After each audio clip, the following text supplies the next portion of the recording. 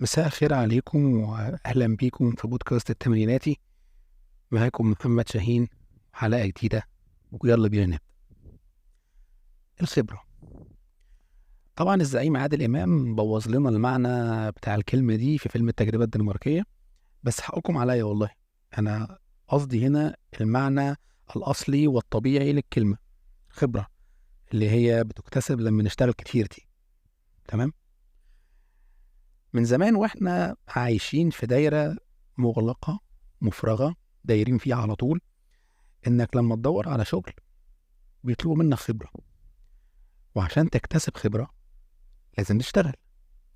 عبث لا نهائي، لدرجة ان ناس كتير جدا كانت بتقبل تشتغل في وظائف لا تليق بها او بمؤهلها او بقدراتها، لا لشيء الا ان الوظيفة دي بتقبل حديث التخرج او الفريش جراديويتس زي ما بنقول. طب الحل؟ اكيد لو حضرتك اشتغلت في مجال ما في مكان ما واكتسبت خبرة وحبيت تسيب مكان شغلك دوت وتروح مكان تاني، بمنتهى السهولة هتضيف الخبرة السابقة دي في السي في بتاعك وخلاص. هتتحط لما تروح تقدم في الوظيفة التانية، هتتشاف ويتسأل عليها والدنيا تمشي. السؤال هنا بقى، لو حضرتك فريش جراد وعايز تبقى جاهز لسوق العمل وانت مالكش اي سابق خبرة في الشغل اصلا،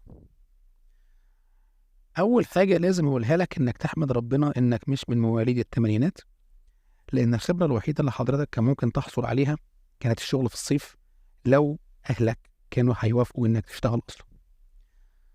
الشغل في اجازه الصيف بيبقى غالبا معظمه مع القرايب او مع العيله، او حتى لو شغل مع حد بره الدايره دي، غالبا بتكون حاجات بسيطه وجسديه، لانك بتبقى شاب مثلا في اعدادي او في ثانوي، عندك ما شاء الله صحه وقادر تشيل وتحط وترص بضاعه في مخزن ولا في محل. ممكن تقف في محل تبيع وتفر بقى المحل ده بيبيع ايه. المهم انها ما كانتش خبره تتحط في سي في اصلا، وعلى ايامنا انا ما اعتقدش ان كان في سيفيات اصلا عشان تتحط فيها حاجه زي كده لو اعتبرناها خبره. الدنيا بايظه من الاول للاخر. ده غير كمان ان سوق العمل على ايامنا ما كانش تنافسي للدرجه دي.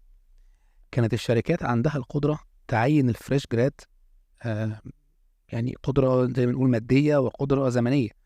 قدره ماديه انها تدفع له مرتب، وقدره زمنيه انها تصبر عليه لغايه لما يتعلم. الفريش كان بيتعلم فعلا من الناس القديمه اللي في الشغل قبل ما يطلعوا معاش بقى او يتنقلوا لقسم تاني او لشركه تانيه او ايا كان اللي هيحصل معاهم. جيل كان بيسلم جيل، فالعمليه كانت سهله وبسيطه ومش معقده. اللهم إلا في بعض المهن اللي كانت بتخرج ناس كتير جدا من الكلية، وسوق العمل مش محتاج العدد ده كله. فساعتها للأسف كانت الواسطة بتتدخل علشان تحل الموضوع ده، يقللوا عدد الناس المتقدمة للوظيفة يعني. وعلى فكرة ضحككم يعني إن في فترة من الفترات في جيلنا، يمكن من 10 سنين أو 10 سنين تقريبا أو 15 سنة، اتقال فعلا إن عدد الدكاترة والصيادلة اللي متخرجين من كلية الطب والصيدلة كتير.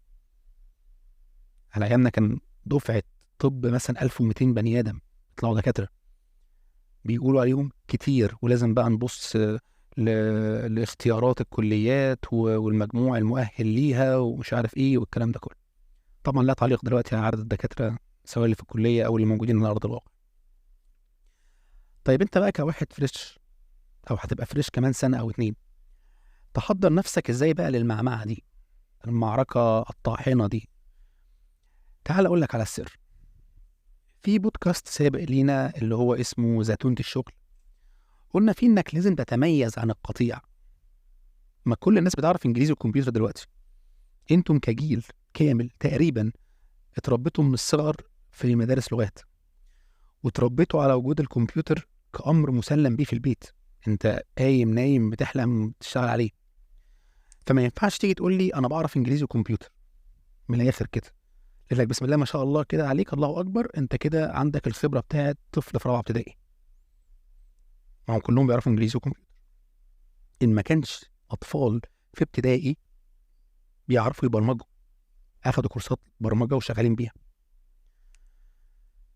يعني مثلا لما اكون قاعد في شغلي ومطلوب مني اعمل انترفيوهات لوظيفه ما، وداخل عندي ليتس سي 25 واحد، كلهم معاهم انجليزي محترم، طبعا عشان هو متربي انجليش من هو صغير باكسنت زي الفل، وعنده معرفه باساسيات التعامل مع الكمبيوتر، والكلمة الكوميدية اللي كنا بنشوفها في بعض السيفيهات اللي هي سيرفنج ذا انترنت. فبرضه ما شاء الله، الله اكبر عليك حضرتك كده، عندك خبرة الانترنت بتاعت بنتي وممكن امي وساعات ممكن تكون جدة حد، يعني تكون بتسكرول على الموبايل اللي جايبينه لها. فانت يعني ما عملتش حاجة جديدة. انا بقى من ال 25 دول هختار منهم على انهي اساس؟ تعال نقول انا عايز انا اعين 2 او 3. هختار على اساس ايه؟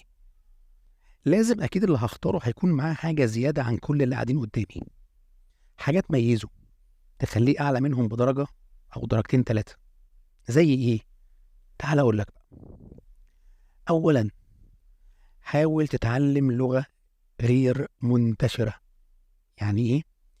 يعني اكيد ما تفكرش في الانجليزي والفرنساوي، انسى. فكر في الالماني، ايطالي، برتغالي، اسباني، روسي، وطبعا صيني وياباني وكوري. ليه؟ دي الدول اللي جاية يا جماعة، يعني الدول اللي جاية دي دول القمة في المستقبل. فلو في شركات عندنا في مصر أكيد هتتعامل مع شركات من الدول دي. لو أنت حضرتك معاك لغة من لغات الدول دي، حضرتك هتتخطف من الآخر. طب إيه تاني؟ لازم تركز بقى وتصر كويس جدا، علشان الموضوع مش سهل. تعلم اللغة وأنت كبير شوية في كلية مثلا مش زي ما أنت وطفل صغير. بس كل حاجة موجودة أونلاين وفري. في ابلكيشنز تعليم لغة على الموبايل عشان تبقى متاحة معاك في أي وقت، مالكش حجة. حط ده هدف قدامك، ابذل مجهود واتعب، ربنا أكيد هيكافئك في الآخر وهتتميز في النقطة دي.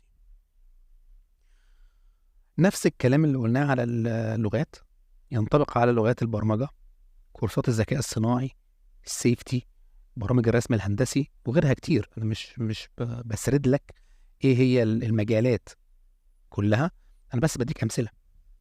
كل الحاجات دي متاحة أونلاين ومجاني تماما، وفيديوهات على اليوتيوب للشرح وكل حاجة. استغل الموضوع ده، صدقني هتكسب كتير. احنا كجيل ما كانش عندنا حاجة زي كده أصلا، وبنتمنى يا ريت يا ريت كان عندنا. الوضع عندك مختلف تماما. استغل الفرصة والتقدم التكنولوجي الموجود في زمنك عشان تكون فعلا مميز. أكيد أنا مش بقول لك إنك تقفل على نفسك باب أوضتك وتنعزل اجتماعيا، لا طبعا. أنت بس نظم وقتك، خصص وقت من يومك في أي وقت من السنة، دراسة أو أجازة، سميه يا سيدي وقت تنمية وتطوير الذات. ركز، ما تشتتش نفسك. نص ساعة أو ساعة بالكتير في اليوم كله. ابدأ كورس لغة، كورس برمجة، ذكاء صناعي، بلوك تشين، سيفتي، أي حاجة تانية تحس إنك ممكن تحبها أو ممكن تكون قريبة من مجال شغلك أو دراستك يعني. ادخل أونلاين، دور على أكتر المهن المطلوبة وشوف كل واحدة منهم بتطلب إيه. دور على كورساتها، اقرأ أول صفحتين 3، شوف أول 10 دقايق من الفيديو، شوف الحاجة دي شداك وحاببها ولا لأ. حبيتها كمل، ما حبيتهاش دور على حاجة تانية. مش مربوط يعني في رجل كنبة وحد ماسك لك كرباج. مجهود وتعب، طبعا مجهود وتعب، بس لو ما تعبتش في بداية حياتك عشان خاطر نفسك ومستقبلك، هتتعب عشان مين؟ فكر، قرر، ونفذ. لسه معاك وقت. تيأس. حلقتنا النهارده خلصت، اتمنى تكونوا استفدتم منها، ما تكونش طويلة عليكم. اشوفكم الاسبوع الجاي ان شاء الله. كان معاكم محمد شاهين في بودكاست التمانيناتي. الى اللقاء.